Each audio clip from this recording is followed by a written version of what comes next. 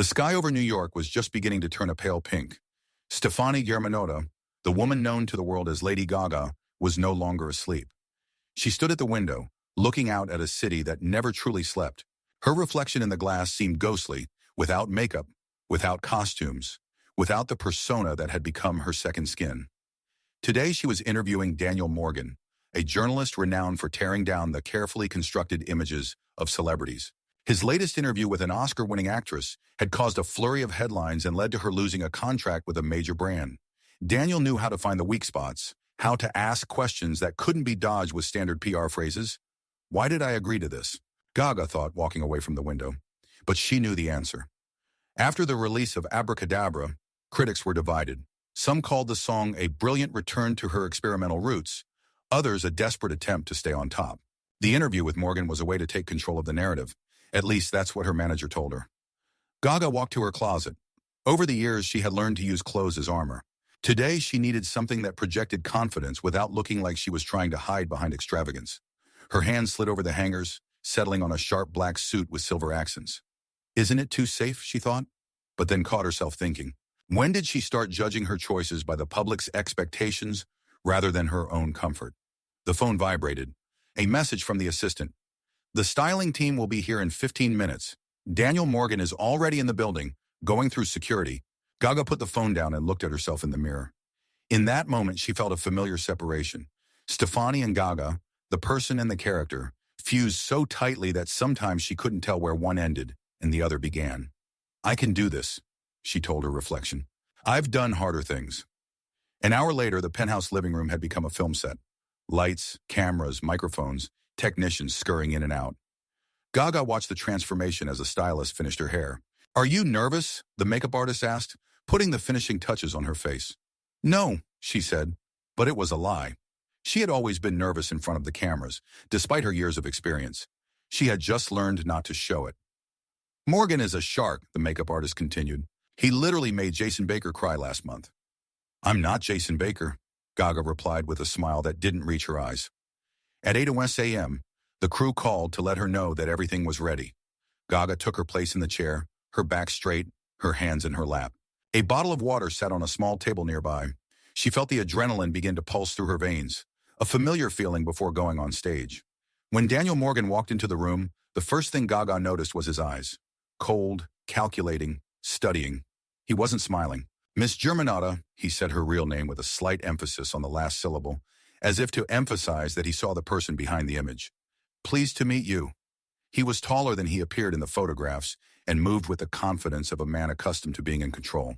His dark blue suit fit him perfectly, without a crease or wrinkle. Daniel, Gaga nodded, accepting his handshake. His palm was dry and cool. I hope you didn't have to wait long. For interesting material, I'm ready to wait as long as necessary, he replied with a smile that had something predatory in it. He sat down across from her, while an assistant attached a microphone to his lapel. Gaga felt the muscles in her neck tense. The studio was silent, broken only by the clicks of equipment being adjusted and the muffled voices of the cameramen. So, Daniel began as the cameras rolled. Lady Gaga, iconic name, iconic image. You literally defined the direction of modern pop music. Gaga nodded, ready for the standard opening. But the next question made her tense up internally. And yet, Daniel leaned forward. After all these years, all the awards, millions of albums sold, many say that your new song, Abracadabra, sounds like a desperate attempt to return to your former glory. How do you respond to this? The first blow had been thrown. Direct, no warning, no warm-up. Typical Morgan style. Gaga felt her pulse quicken, but her face remained expressionless. She paused, knowing that every second of silence would be interpreted as confusion. But she needed that time, not to think of a response, but to decide what tone to set for this conversation. You know, Daniel, she began, her voice steady, confident. It's interesting that you start with the assumption that I'm desperate. I think that says more about the perception of the industry than it does about the song. She took a sip of water without breaking eye contact. Abracadabra is not an attempt to bring something back. It is an expression of where I am now, creatively, emotionally, spiritually. And if someone thinks that an artist should freeze in one era of his career, she allowed herself a slight smile.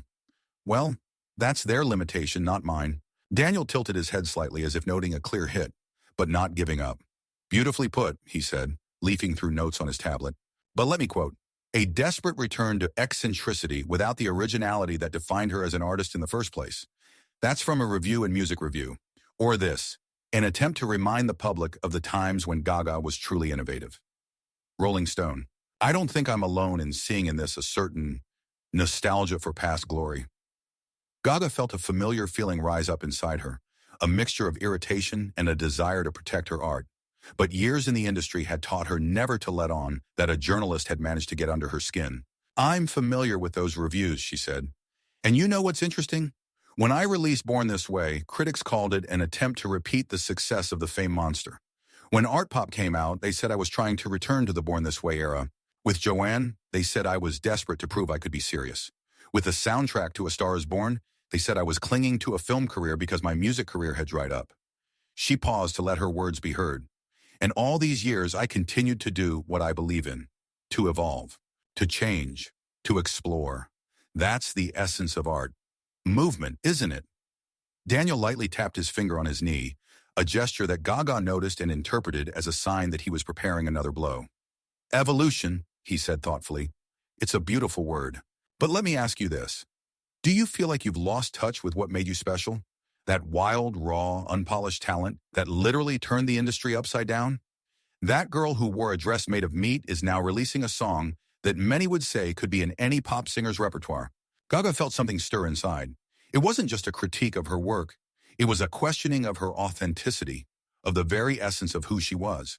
"Have you ever considered," her voice dropped a little, more intimate, as if she were speaking only to him and not to the millions who would be watching this interview, "that perhaps shock and provocation were tools for a budding artist to get noticed, to be heard, and that perhaps when you are finally heard, you can allow yourself to speak more quietly?" There was a moment of silence in the studio. Gaga saw one of the cameramen, a young man with tattoos, nod slightly in agreement. Daniel was slow to respond. He looked at her as if trying to spot a crack in her facade, a weak spot where he could strike next. "An interesting theory," he said at last. "But let me be frank. Many in the industry say that you have changed not only creatively, but personally. That Stefani Germanotta, who once poured her genuine emotions onto the page and into her music, now hides behind a carefully constructed Lady Gaga persona, safer, more commercial, more predictable." He paused, watching her reaction. "Anam, what would you say to those fans who feel like they have lost touch with the artist they once fell in love with?" It was a low blow, and Gaga knew it.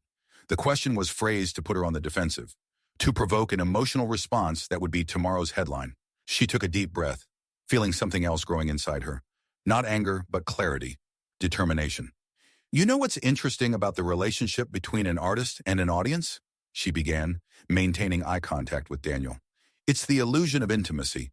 People think they know you because they listen to your songs, read your interviews, follow you on social media.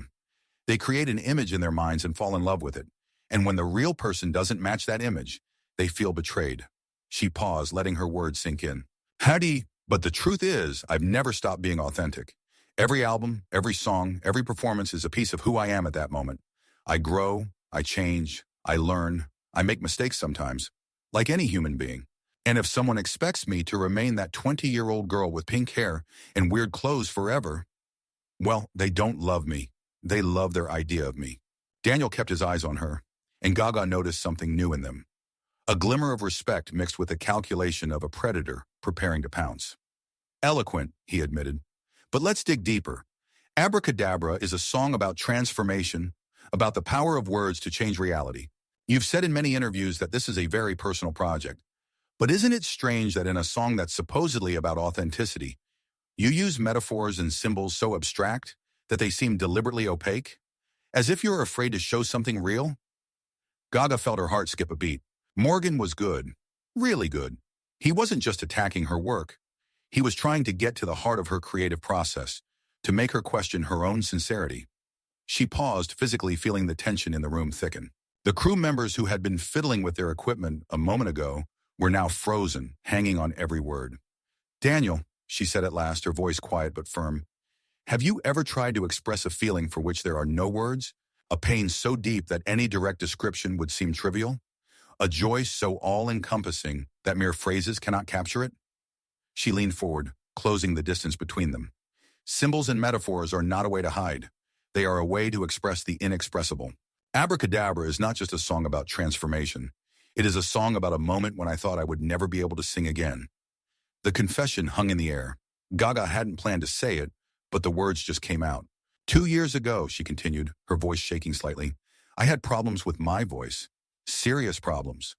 The doctors talked about possible damage to the ligaments, the need for surgery, the risk of never returning to a full-time career. Daniel sat up straight, clearly not expecting this turn of events. An expression flickered across his face that Gaga couldn't quite interpret. Surprise? Doubt? Genuine interest? It wasn't publicly known, he said, and it sounded almost like a question. No, Gaga confirmed.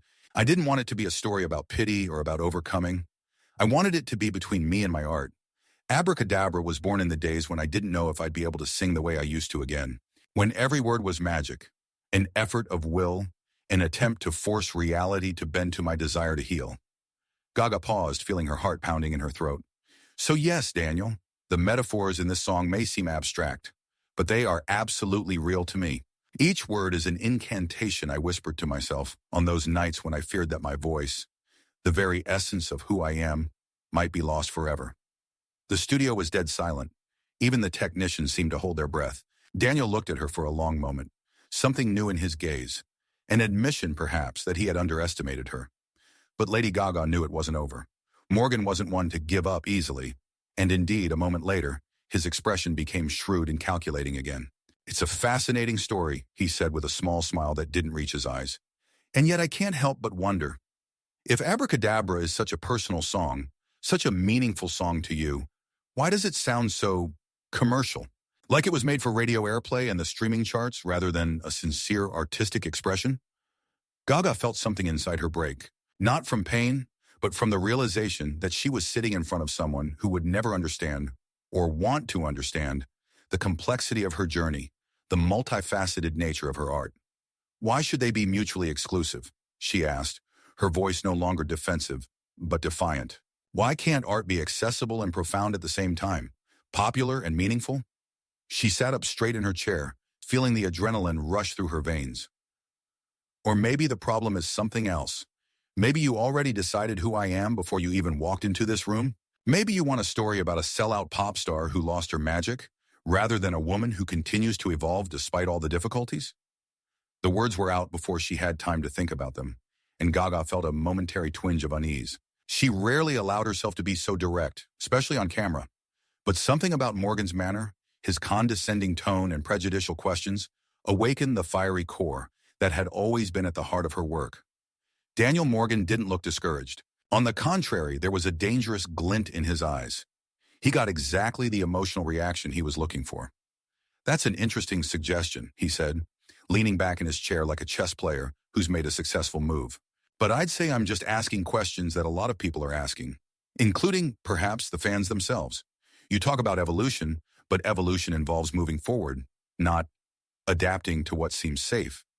He paused as if giving her a chance to back off, but Gaga didn't look away. Let me ask you a direct question, Daniel continued, leaning forward.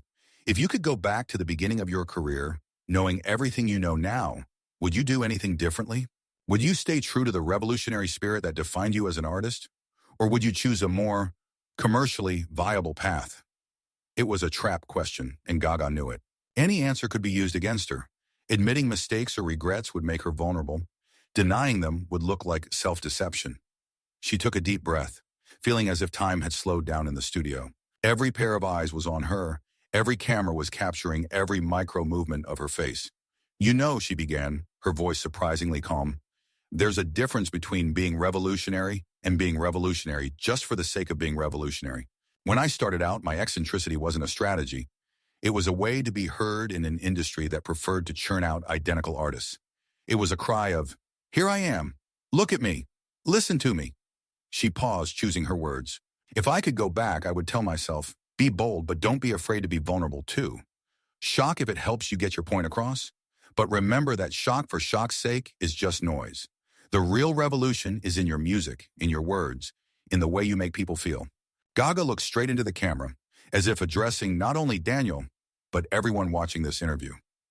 I would tell myself that one day there will come a day when you can take off the meat dress, Wash off the shocking makeup, and people will still listen. And that will be your real victory.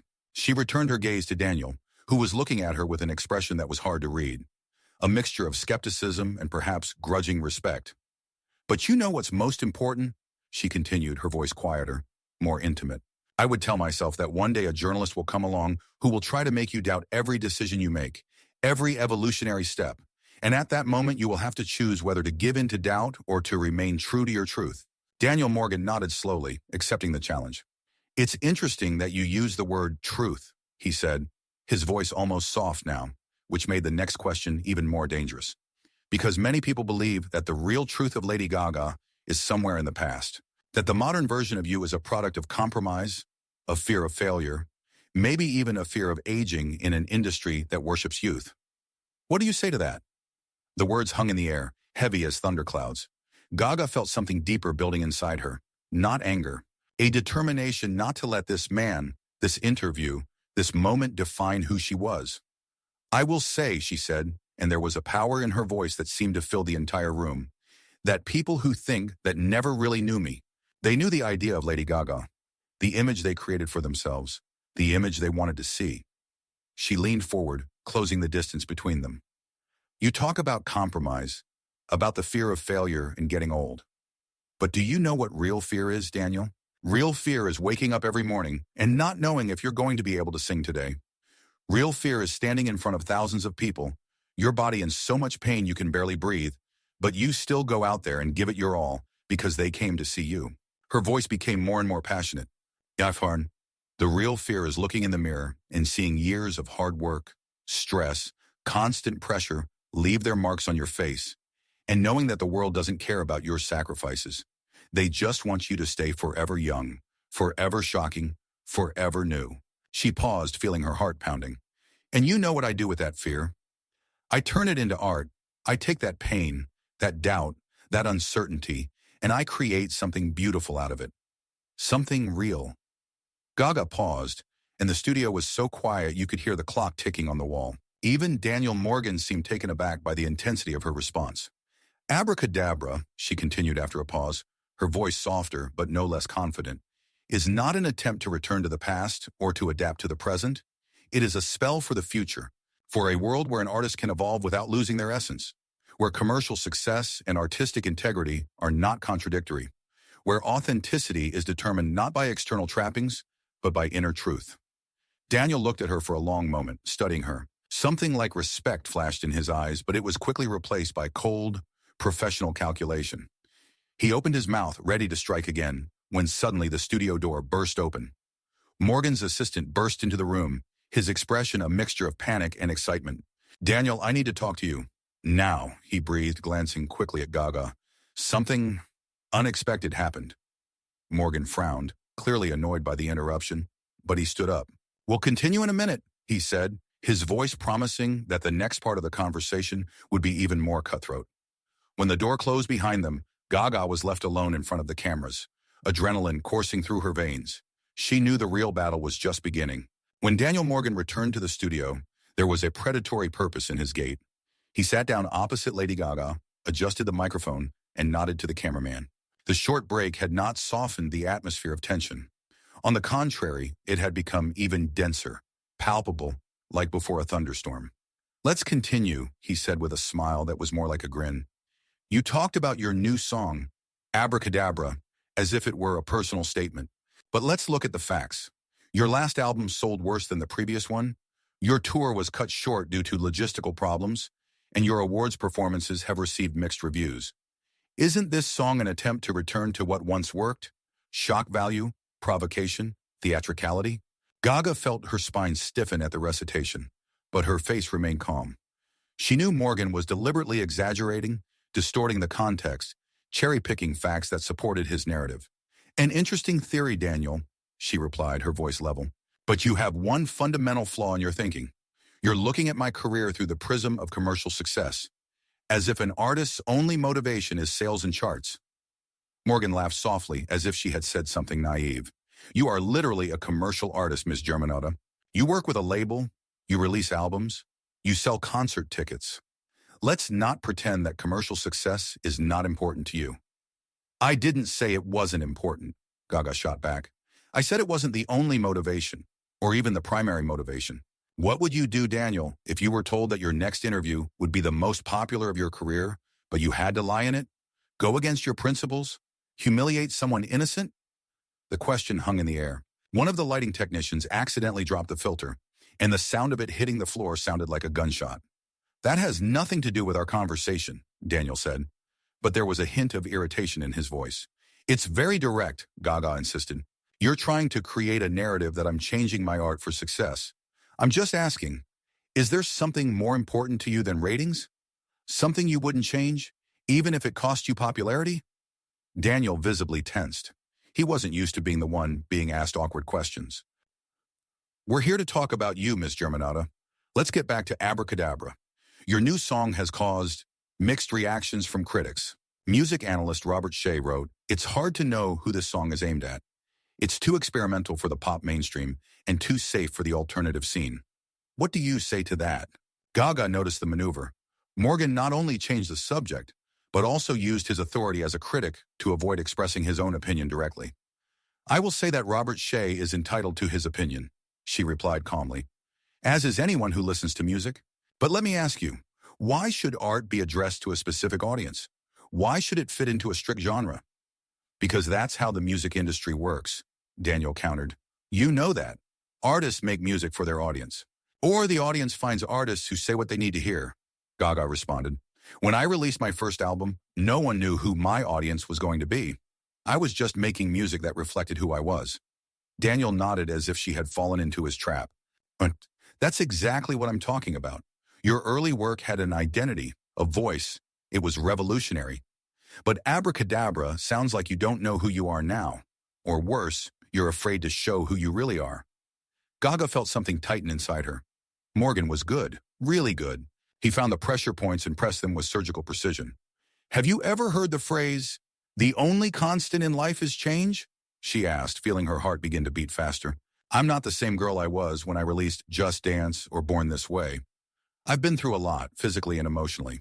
I've grown as an artist, and my music reflects that." "But that's the problem, isn't it?" Daniel insisted.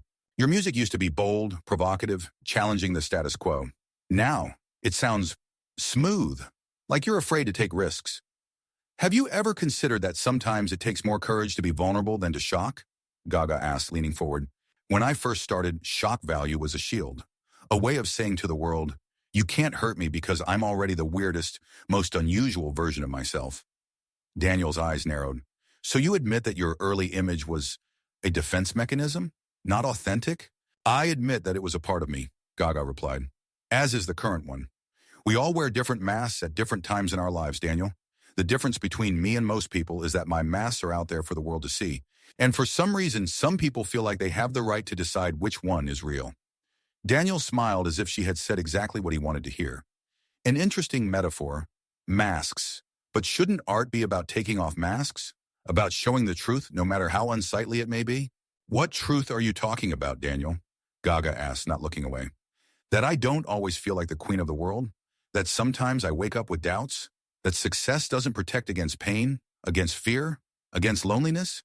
She paused, letting her words sink in. "If that's the truth you want to hear, it's in every line of Abracadabra. You're just listening to the song expecting to hear the Lady Gaga you remember, not the one I've become." Morgan tapped his finger on the tablet, as if considering tactics. "Let's talk about the lyrics," he said finally. "In the chorus of Abracadabra you sing, 'Words have power. They can change reality. Abracadabra is my spell for a new beginning.' Many critics have noted that this sounds straightforward, almost banal. Where is the poetic language, the complexity of metaphors that was in your previous works?" Gaga felt not anger but determination building inside her. Morgan was trying to corner her, but she wasn't going to back down. "You know what's interesting about language?" she asked. "There's a time and place for complexity and simplicity. Sometimes it takes a paragraph of metaphors to express a feeling, and sometimes it takes a single, direct sentence." She took a sip of water, not taking her eyes off Daniel. "When I wrote Abracadabra, I was in a place where I needed simple truths, straightforward statements, incantations, if you will. Not because I have become a less complex artist, but because sometimes in life, there come moments when you need to discard all the unnecessary and say directly, 'This is who I am.' This is what I need. A convenient explanation, Daniel said with a slight grin. But let's look at the big picture. Your album sales are declining with each release. Your recent singles haven't been reaching the top of the charts like they used to. The industry is changing, new stars are emerging, younger, with new energy.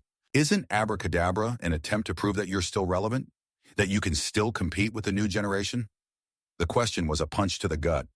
Gaga knew Morgan was deliberately distorting the facts. Her latest film soundtrack had won awards. Her tours were still filling stadiums. But there was a grain of truth in his words. The industry was changing, and fast. New platforms, new algorithms, new ways to consume music. Do you know what ageism is, Daniel? She asked calmly.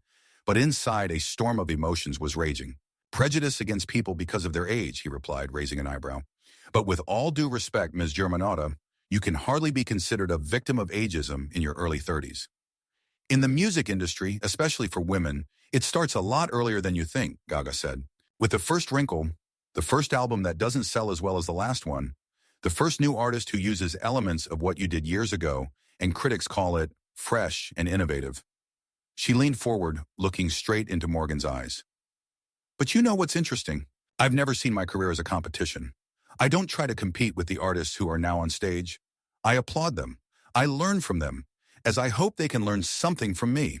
A noble position, Daniel said, but his voice was skeptical. But that doesn't answer my question.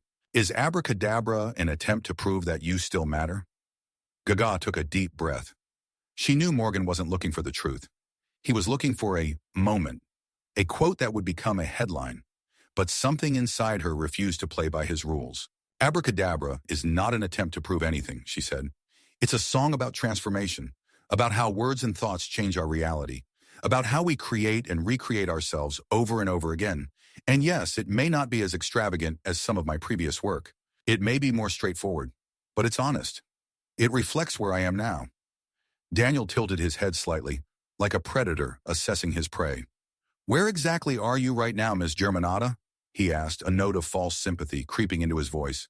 A place of acceptance? Resignation? Or perhaps fear? Fear? Gaga asked, raising an eyebrow. Fear of becoming irrelevant, Daniel explained. Fear that a new generation will forget you, that your place in pop history will be just a short chapter, not a long saga like Madonna's or Cher's. Gaga felt her pulse quicken. Morgan had hit a nerve, not because she was afraid of becoming irrelevant, but because any artist with a long career inevitably wonders about her legacy. You know what's interesting about history? She asked, holding his gaze. It's written by the victors. And what's even more interesting is that in art, victory is an extremely subjective concept. She paused, collecting her thoughts. Can I tell you a story, Daniel? A short one. He made an inviting gesture with his hand, curiosity in his eyes. Sure, when I was 19, I was writing songs for other artists. One day I went into a cafe and met a woman there. She was about 60. She performed in Broadway musicals in the 70s and 80s. We got to talking, and I asked her if she regretted not becoming a big star. Do you know what she said? Daniel shook his head, his face expressionless. She said, "Honey, I sang songs I loved. I worked with people I respected. I lived my life on my terms. If that's not success, I don't know what is." Those words changed the way I thought about my career, about what it meant to be relevant. Gaga looked straight into the camera, as if addressing not only Daniel, but everyone watching this interview. I'm not afraid of being irrelevant, Daniel. I'm afraid of being inauthentic. I'm afraid of waking up one day and realizing I've lost my voice. Not my physical voice, but the inner voice that makes me, me. That's what Abracadabra is about. The power of remaining authentic in a world that's constantly trying to squeeze you into comfortable boxes. Daniel looked at her for a long moment, and for a moment something like respect flashed in his eyes. But it quickly disappeared, replaced by a professional coldness. Beautiful word, he said finally. But let's be honest.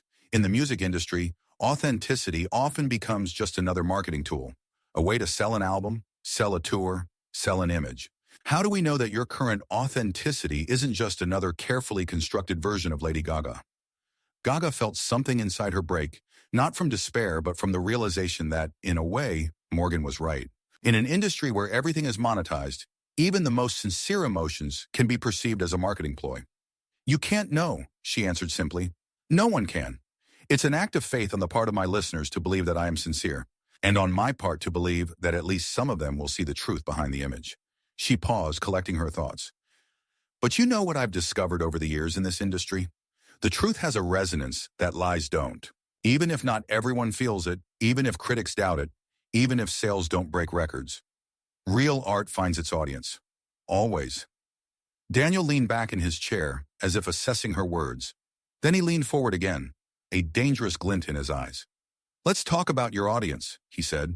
After the release of Abracadabra, there was a lot of talk on the social media about how you were, how can I put this nicely, betraying your fan base. That you were deliberately moving away from the themes and sounds that drew people to you in the first place. Here's a comment from a user named Gaga Monster 8. I've been following her since the beginning, but this new music, it's not the Gaga I loved. She's changed, and not for the better. Gaga felt her heart clench. She knew these comments existed. She'd read them, despite her team's advice not to. They hurt, deep and personal. How do you respond to this, fan? Daniel asked, his voice soft but his gaze sharp. Gaga took a deep breath. This was a critical moment in the interview. She could either defend herself or open up. I would say, she began, her voice quieter than before. I would say I understand your frustration. I know what it's like to love an artist and then feel them change in a direction that's not yours. She paused, choosing her words. I would say, you don't have to love everything I do. You don't have to follow me through every transformation, but I hope you can respect my right to grow, to change, to explore new facets of myself and my art. Her voice became a little stronger, and I would ask, what did you really love? Me or the idea of me? The songs or the way they made you feel at a certain point in your life? Because maybe it's not that I've changed for the worse. Maybe we've both just changed, and that's okay. Daniel nodded as if assessing her answer. Then he glanced at his notes, and his face assumed an expression of mock surprise. It's interesting that you talk about the right to grow and change, he said, because in a 2011 interview, you said, and I quote, I will always be loyal to the fans who have been with me from the beginning. I will never forget that they are the ones who made me who I am today. He looked up from his tablet. Don't you think that releasing a song that is so radically different from your earlier work contradicts that promise? Gaga felt something hot and dangerous rise inside her. Not anger, but a close relative of righteous indignation. Daniel, she began, her voice controlled, but with a force that made everyone in the studio freeze. Do you seriously think that being true to your fans means never changing? Never growing? Never trying something new? She leaned forward, closing the distance between them. Do you think I should release the same song over and over again, just in different arrangements? Wear the same outfits? Say the same things in interviews? Because frankly, it sounds like a prison, not a career in art. Daniel opened his mouth to respond, but Gaga didn't stop. Loyalty to my fans means respecting them, respecting their intelligence, their ability to grow with me. It means not treating them as consumers of a product called Lady Gaga, but as people who find value in my art, even when it changes, even when it challenges them. She took a deep breath, trying to control her emotions. And by the way, a lot of my longtime fans love Abracadabra. They see the connection between that song and my earlier work. They understand the evolution. So let's not pretend that one comment on social media represents the opinions of all the people who have supported me over the years. Daniel looked slightly taken aback by the force of her response, but quickly regained his professional demeanor. A fair point, he admitted, but that brings us to an interesting question. Who is the real Lady Gaga? The eccentric figure in the meat dress? The jazz singer who performs with Tony Bennett? The actress? The activist? Or the author of Abracadabra? When you look in the mirror, who do you see? The question was a punch to the gut, not because it was aggressive, but because it was profound. So profound that Gaga herself asked it on sleepless nights. I see all of these versions, she said after a pause, and many more that the public knows nothing about. I see a girl from New York who dreamed of the stage. I see a woman who struggled with physical pain and depression. I see an artist who sometimes doubts but always continues to create. She looked Daniel straight in the eyes. Art is not a single statement, Daniel. It is a constant dialogue with yourself, with the world, with your audience. And in this dialogue, I use all the voices that I have. Morgan nodded as if he was really considering her words. Then he changed his tack, and his voice became softer, almost intimate. In the lyrics of Abracadabra, there is a line.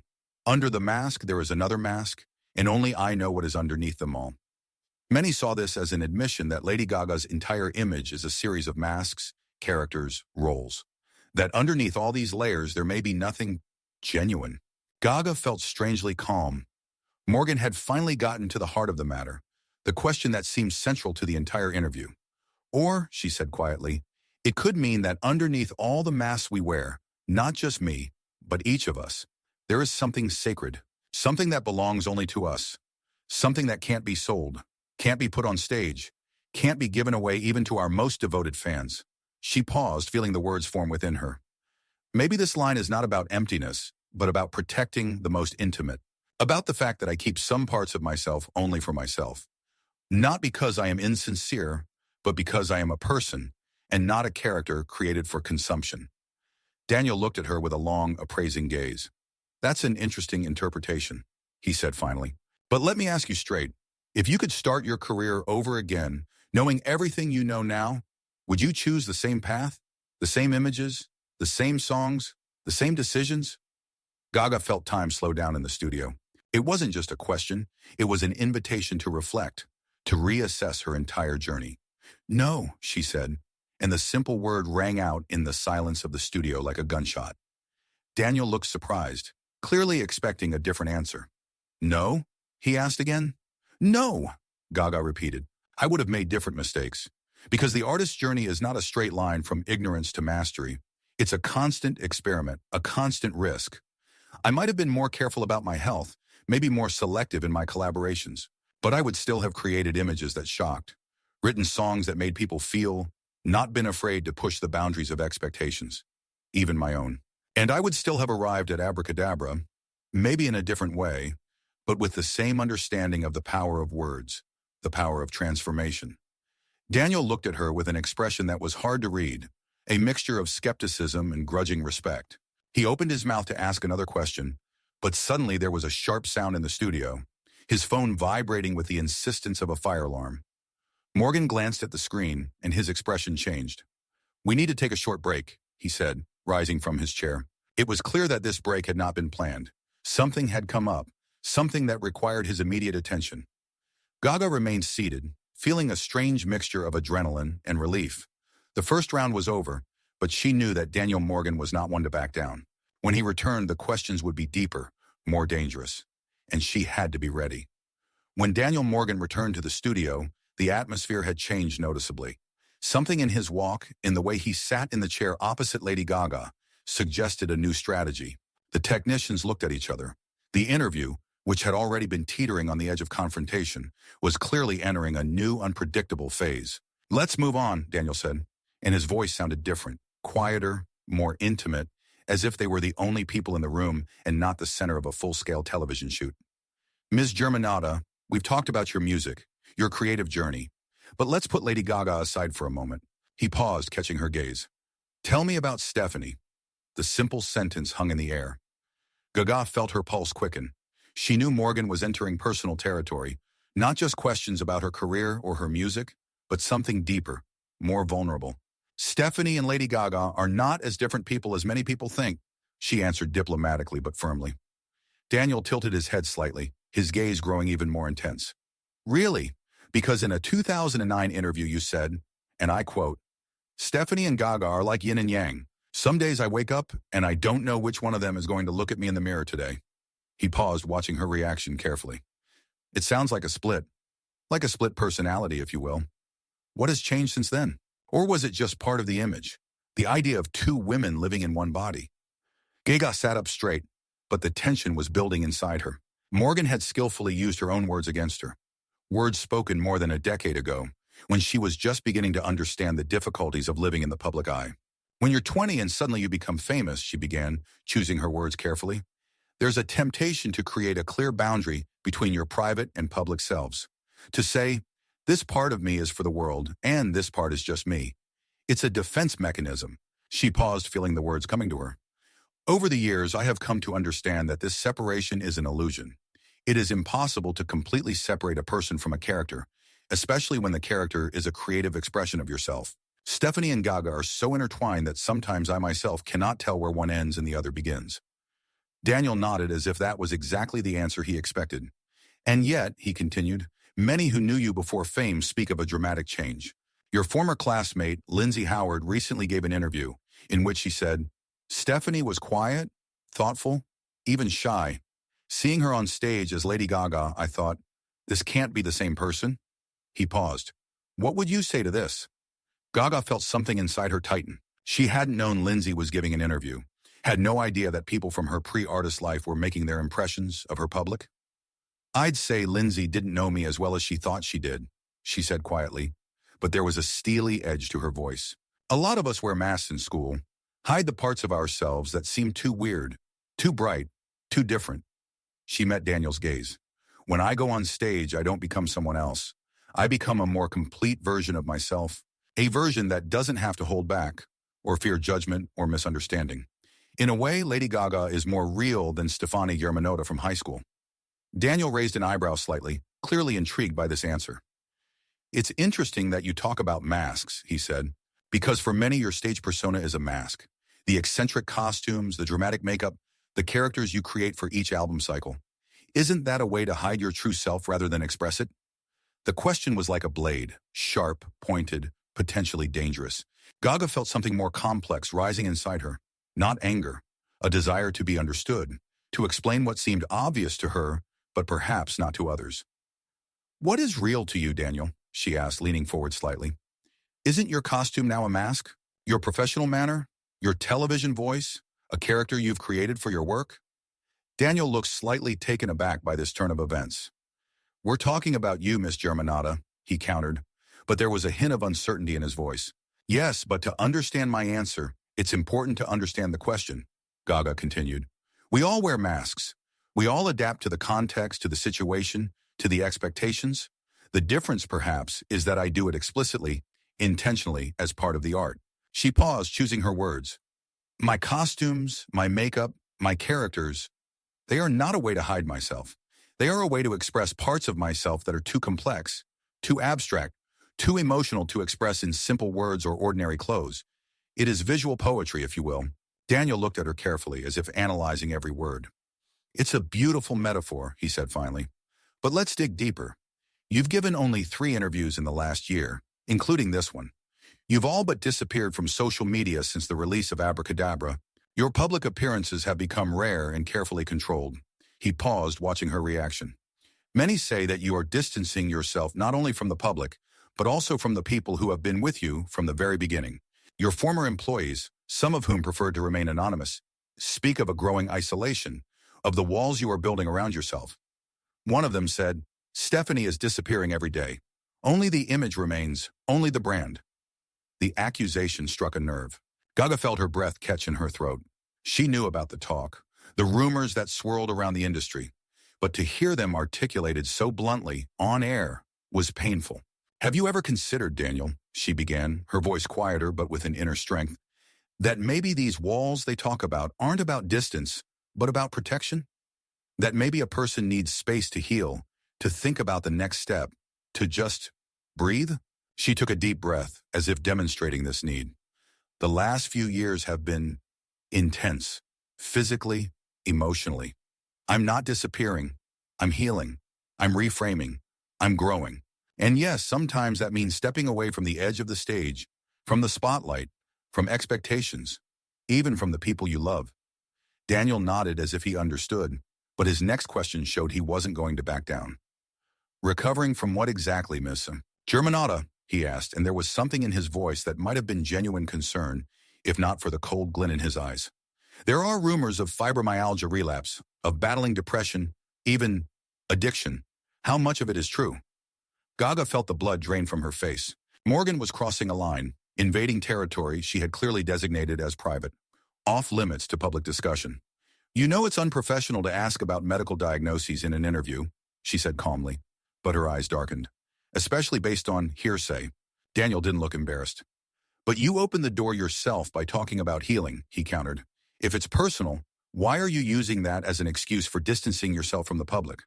Don't your fans deserve to know the truth?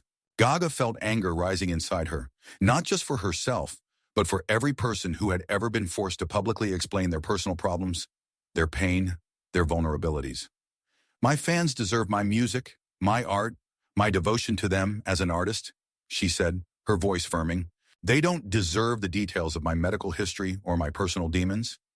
This obsession with the truth behind the scenes, it's not about authenticity, it's about voyeurism, about consuming not just the art, but the person who makes it. She paused, collecting her thoughts. Yes, I've been open about fibromyalgia. I've talked about my struggles with depression. I've shared my vulnerabilities when I felt it might help others going through similar experiences. But it's my choice what I reveal and when. Not yours, not the industry's, not even my biggest fans. Daniel looked at her with an expression that was hard to read, a mixture of respect and calculation, as if he was assessing how far he could go. I understand your reluctance to talk about these topics, he said finally. But let me ask about another aspect of your personal life that many believe is connected with abracadabra. He paused as if for dramatic effect. Your relationship, especially the last breakup that all the tabloids wrote about. Gaga felt her heart skip a beat. She knew this question would come up, but she still wasn't quite ready for it. I don't comment on my personal life, she said simply. And yet, Daniel insisted, there are lines in abracadabra that many have interpreted as a direct address to your ex. You said you couldn't love my dark side, but it was the light that drew you in? That's not about your relationship? Gaga took a deep breath. She knew that complete silence would be taken as confirmation, and a flat denial might seem insincere. Songs, she began carefully, often contain elements of personal experience, but they are also works of art. They use metaphors, they combine different stories, different emotions into a single whole. She looked Daniel straight in the eyes. If you're looking for an autobiography, read memoirs, not song lyrics. Daniel smiled slightly, as if appreciating her answer. And yet many critics have noted that abracadabra sounds more personal, more raw than your previous works. The magazine Musical Review called it Gaga's most honest statement in recent years. Do you disagree with this assessment? Gaga felt an internal struggle. She was proud of abracadabra, proud of the vulnerability she put into the song. But to explain it, to analyze it, to connect it to specific events in her life, that seemed like a betrayal of the very essence of art. I think honesty in art is a tricky thing, she said finally. Sometimes the most autobiographical songs are actually the least honest because they're trying to explain, to rationalize, an experience that is inherently irrational. She paused, choosing her words. Abracadabra is honest in the sense that it reflects emotions that I actually felt. Disappointment, liberation, fear of loss, and the joy of a new beginning. But trying to reduce these emotions to specific events, to specific people, is an oversimplification. Daniel nodded as if considering her words. Then he changed tactics, and his voice became softer. Let's talk about the price of fame, he said. You've been in the spotlight for over a decade, constantly under a microscope. Every word you say is analyzed, every gesture is interpreted. How has that affected you as a person? Stefani, not Lady Gaga? The question was a double-edged sword. On the one hand, it gave her the opportunity to talk about something that really bothered her. On the other, it was an invitation to even greater vulnerability. It transforms you, she said after a long pause. Not always noticeably, not always dramatically, but constantly. Day after day, year after year. Her voice became quieter, almost thoughtful. There are moments when I find myself filtering my thoughts before I even say them out loud, even in the presence of loved ones. It's as if part of me is always aware of the possibility that these words could end up in the public space. She looked into the camera, as if addressing not only Daniel, but everyone watching this interview. Son, there are morning hours when I wake up and for a moment I don't remember who I am. Not in an existential sense, but in the most literal sense. Which version of me woke up today? The one the world knows? The one my friends know? Or someone only I know? Daniel listened attentively, and for the first time in the interview, his face showed genuine interest. And which version do you trust more? He asked quietly. Gaga smiled, not her stage smile, but something softer, more vulnerable. All of them and none of them, she replied, because they're all me, and none of them are the whole picture. She paused as if collecting her thoughts. You know what the weirdest thing about fame is? It's not the constant attention, the criticism, the public's curiosity. The weirdest thing is realizing that the people who think they know you best often know you the least, and people who have never met you sometimes understand you more deeply than those who are with you every day. Daniel looked intrigued. What do you mean? I mean, sometimes a fan who's never seen me live but resonates deeply with my music understands a part of my soul better than someone who works with me every day but only sees the professional side, Gaga explained. It creates a weird sense of connection and isolation at the same time. Daniel nodded, as if this resonated with his own experience. What about fear, he asked. Fear of losing yourself in the image you've created? Fear that one day the mask will become so ingrained that you won't be able to take it off? Gaga felt her heart beat a little faster. Morgan had hit the nail on the head. He was voicing a fear that had haunted her for years, one she had only spoken about with those closest to her. Yes, she admitted quietly. That fear is there. It was especially strong in the early years, when success came so suddenly, so overwhelmingly. Sometimes I'd wake up in a cold sweat, not knowing whether I was Stefani or Gaga, where one ended and the other began. She paused, collecting her thoughts. But over the years, I've come to understand that this fear is based on a false dichotomy. There is no real me and artificial me. There is simply me, complex, contradictory, constantly changing. Lady Gaga is not a mask I put on. It's a part of me that has always been inside, to which I've simply given space and a voice. Daniel listened intently, his gaze focused on her face. And yet, he said finally, many of those who knew you before fame speak of profound changes, not just in your appearance or your style, but in the very core of your personality. A former teacher of yours at Tisch said, and I quote, "Stephanie was considerate, thoughtful, sensitive to others." Looking at Lady Gaga today, I sometimes wonder if that sensitivity is still there, or if it has been sacrificed to ambition. The accusation behind the quote hit unexpectedly hard. Gaga felt something inside her tremble, a pain mixed with indignation. She had always considered her empathy, her ability to sympathize, one of her greatest qualities as a person and as an artist. "Who said that?" she asked, her voice lower, but with a tension that was impossible to miss. Daniel looked at his notes. "Professor Richard Gallen," he replied. "He taught you composition, if I'm not mistaken." Gaga closed her eyes for a moment. Richard, the professor who believed in her when few others did, who encouraged her early experiments with music, who told her she had a special voice, not just vocally, but creatively. "I don't recognize Richard in those words," she said finally, opening her eyes. "He knew me during my formative years, when I was just discovering my voice. He was the one who helped me believe that this voice deserved to be heard." She paused, choosing her words. "If he did say that, I'm sad to hear it. But I also understand that people often project their expectations, their hopes, their disappointments onto those who achieve a certain level of success." Daniel nodded, as if assessing her answer. "What about other relationships?" he asked. "Your family, your old friends?" Many celebrities talk about how difficult it is to maintain these connections when you're at the top, how fame creates distance, mistrust, sometimes even envy. Gaga felt the weariness building inside her. Morgan was methodically going over every sensitive spot, every potential crack in her public image. "My family has always been and remains my anchor," she said firmly. "They knew me before the world knew Lady Gaga. They have seen my ups and downs, my doubts and my confidence. They love not an image, not an icon, but a person." She paused, weighing how open to be further. "As for friends, yes, fame changes the dynamics. It's inevitable. Some relationships don't survive the test. Others become stronger. You learn to discern who's there for you because of who you are, and who's there for what you represent." Daniel leaned forward slightly. "Have you considered that maybe it's not them?" he asked, his voice soft but his words sharp. "That maybe you've changed so much that those who knew you before simply can't connect with who you've become?" The question was like a mirror suddenly held up to her face. Gaga felt a momentary pang of doubt. It was the question she had asked herself on sleepless nights. "Of course I've changed," she said after a pause, "as anyone would have changed if they'd gone through what I've gone through. Success, criticism, the love of millions and the hatred of thousands. Physical pain, emotional roller coasters. It would be strange if I'd remained exactly the same as I was at 20. She met Daniel's gaze. "But change does not mean loss of essence. If someone cannot accept these changes, if someone wants me to remain forever the girl I was 15 years ago, well, that is their limitation, not mine." Daniel looked at her for a long moment, as if assessing something inside her. "Let's talk about fear," he said finally.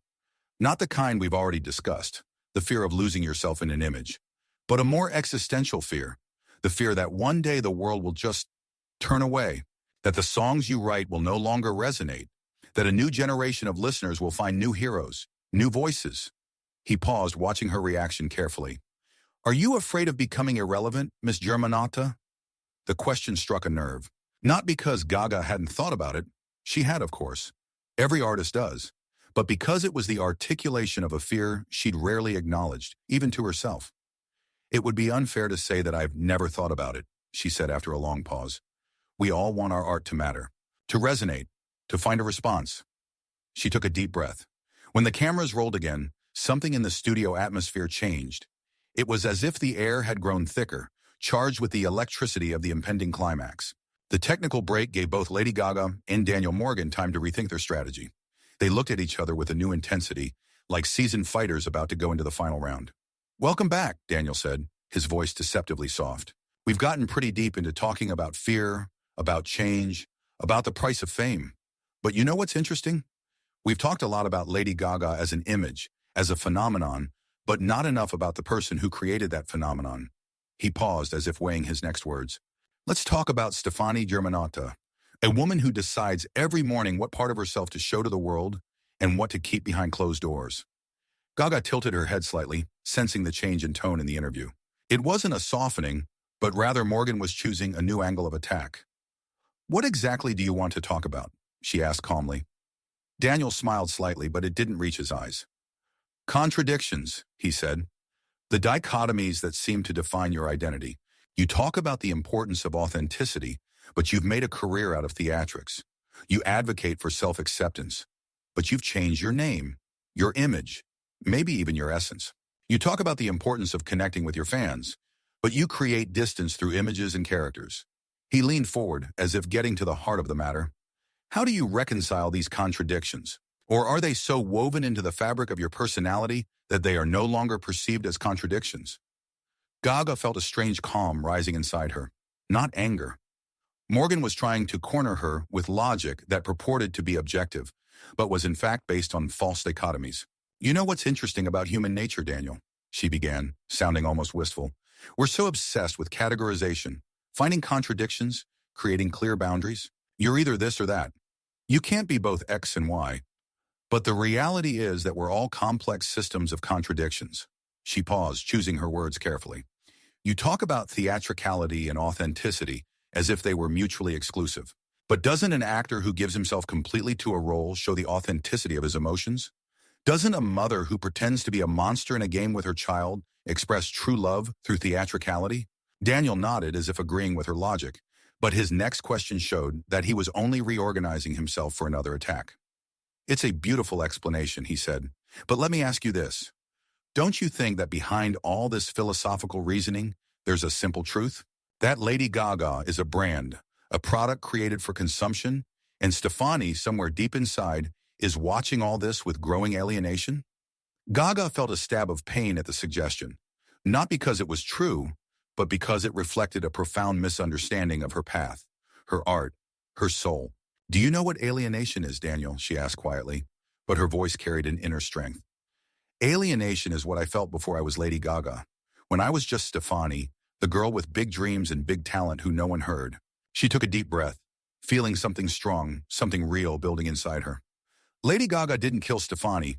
Lady Gaga set her free, gave her a voice, gave her a platform, gave her the power to change lives through music, through art, through authentic expression, even if that expression is theatrical." Daniel listened intently, his gaze fixed on her face as if he were searching for something. Doubt, uncertainty, a crack in her confidence. "Okay, and yet," he said finally, "many people close to you talk about a certain fragmentation, about the feeling that you are increasingly distancing yourself not only from the world, but from yourself." Your former guitarist Jason Kahn said in a recent interview, "Sometimes I would look at her and see emptiness in her eyes. It was as if the real Stefani had gone somewhere deep inside and didn't always come back, even when the show was over." That name, Jason, hit unexpectedly hard. The man she'd spent years touring with, sharing the stage and backstage with. The man she trusted not just as a musician, but as a friend. "Jason has been a huge part of my creative life for many years," she said after a pause, her voice measured but her emotions raging inside. "And yes, there have been moments of emptiness, moments of absolute exhaustion, physical, emotional, spiritual, moments when I was so drained that I felt disconnected from myself."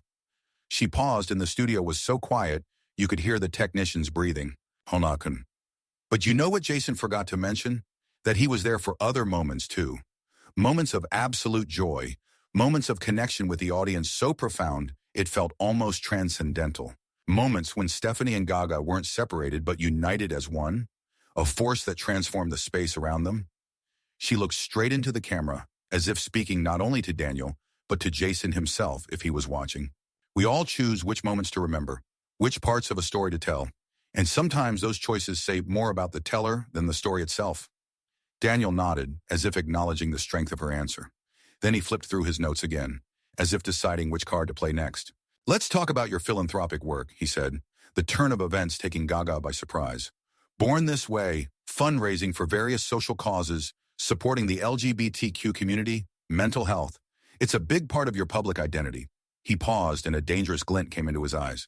But there are critics who argue that your philanthropy is just another aspect of the brand, a way to improve your image, to create positive headlines, that the real impact of your initiatives does not match their publicity.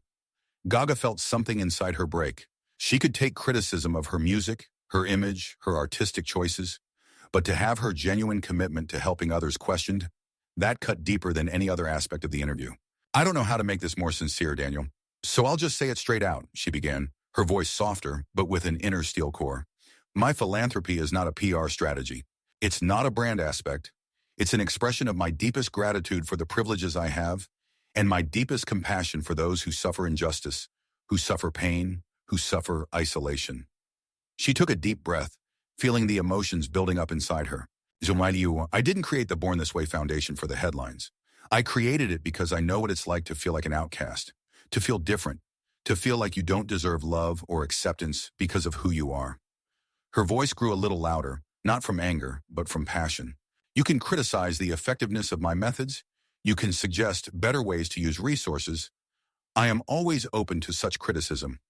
But to doubt the sincerity of my desire to help, that is not criticism, that is cynicism. And I am sorry if someone has such a gloomy view of the world that a sincere desire to make it better seems to them just a branding strategy. Daniel looked slightly surprised by the force of her reaction, but quickly regained his professional composure. Let me be clear, he said, a note of conciliation creeping into his voice. I'm not expressing my own opinion. I'm voicing criticism that exists. And your passionate defense only confirms how personally you take this work. Gaga knew Morgan was trying to soften the blow, but she wasn't about to back down. Daniel, she said quietly but firmly, let's be honest. An interview is not just a neutral rendering of existing criticism. It is an active choice of questions, of emphasis, of tone, and your choice to steer the conversation in a certain direction reflects a certain perspective, a certain point of view. She looked him straight in the eyes. And that's okay. We all have points of view, prejudices, frames of perception. But let's not pretend that you're just a neutral conduit for other people's opinions. The studio went silent. Even the cameraman seemed to freeze, sensing the tension between the two people in the center of the set. Daniel looked at Gaga for a long moment, as if reevaluating her, not just as an interview subject, but as an opponent in an intellectual duel. Fair enough, he finally admitted. In that case, let me ask you a direct question on my own behalf. What do you consider to be the greatest misunderstanding about Lady Gaga?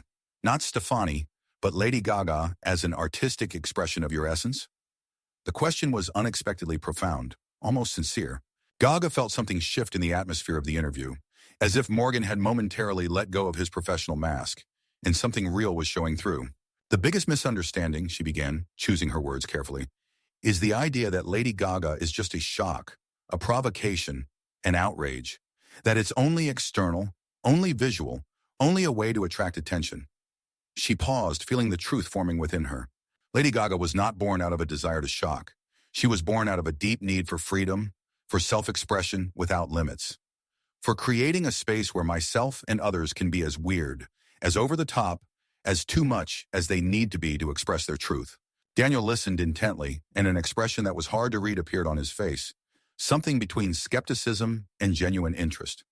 And yet, he said after a pause, many say that over the years this freedom, this unconstrainedness, has given way to a more calculated approach.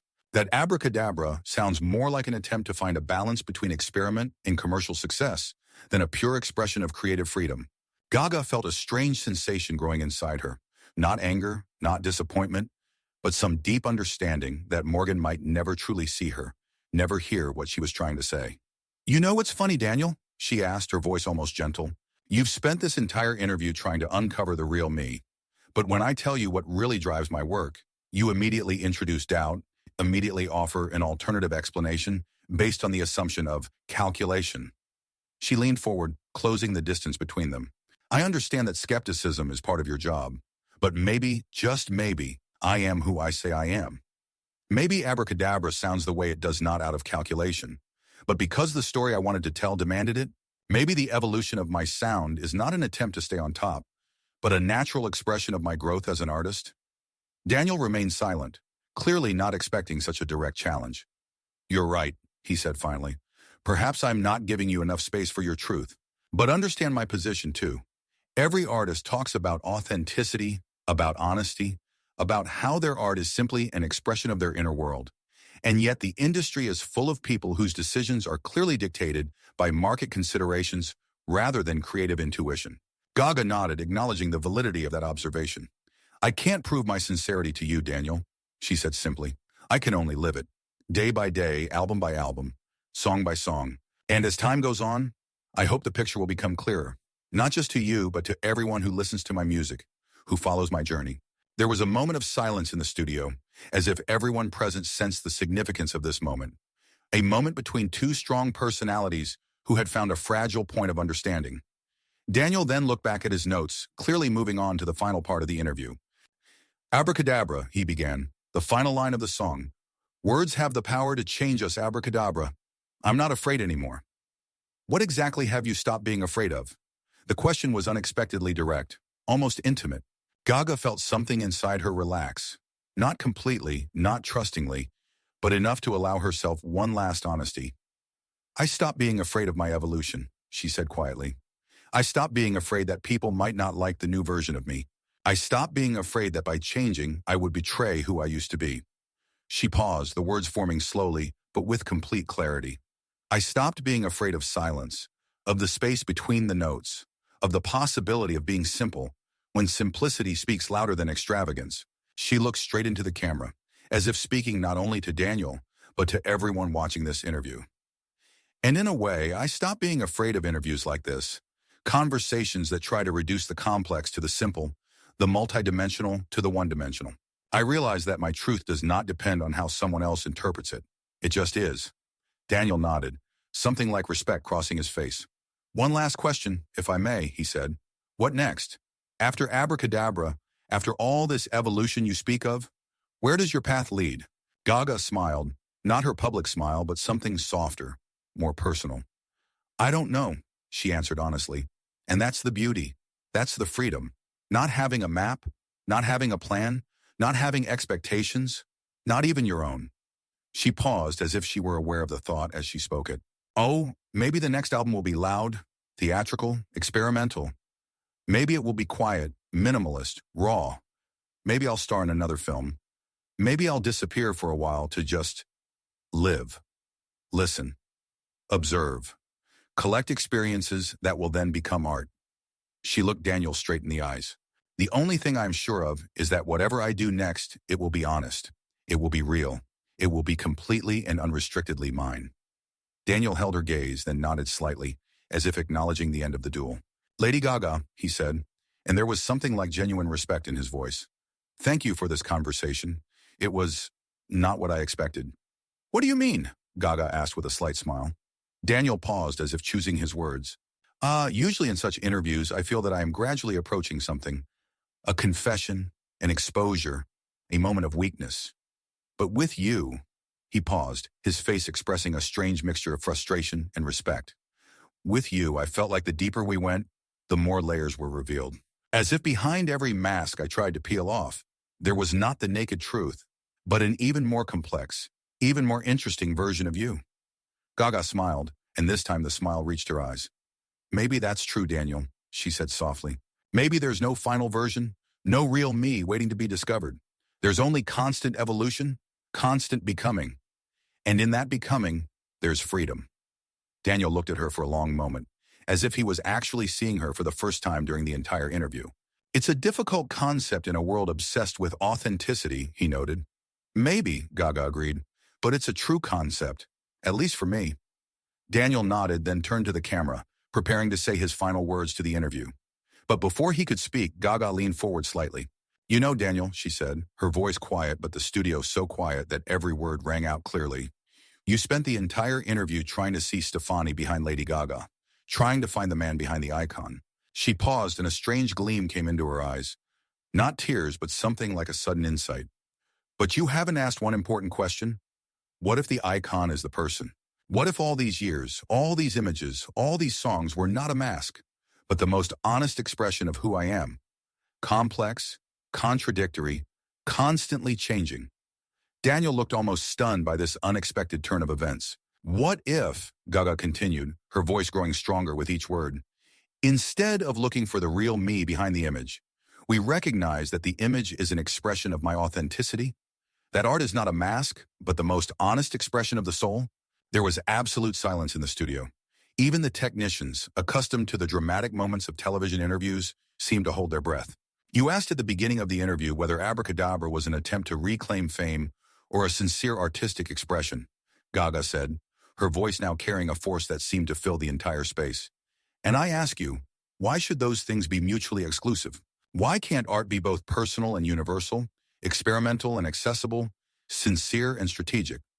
She looked straight into the camera as if addressing not only Daniel, but every viewer. Maybe the real problem isn't how I reconcile Stefani and Gaga, but how the world insists on keeping them apart. Maybe the real question isn't who I really am, but why we're so obsessed with finding definitive answers in a world that is inherently contradictory, complex, and constantly changing.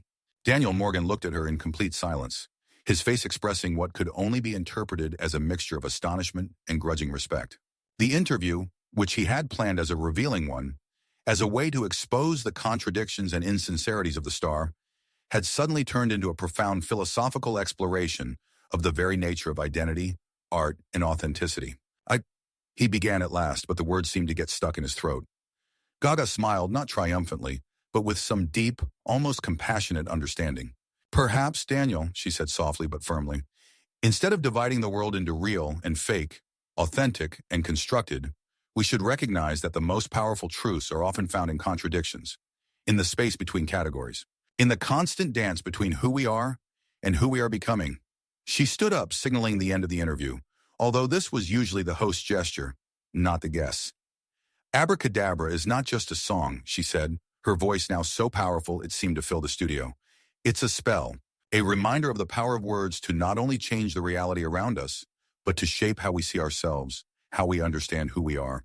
And maybe the most powerful spell of all is the refusal of labels, the refusal of simplifications, the acceptance of the full complexity of the human experience.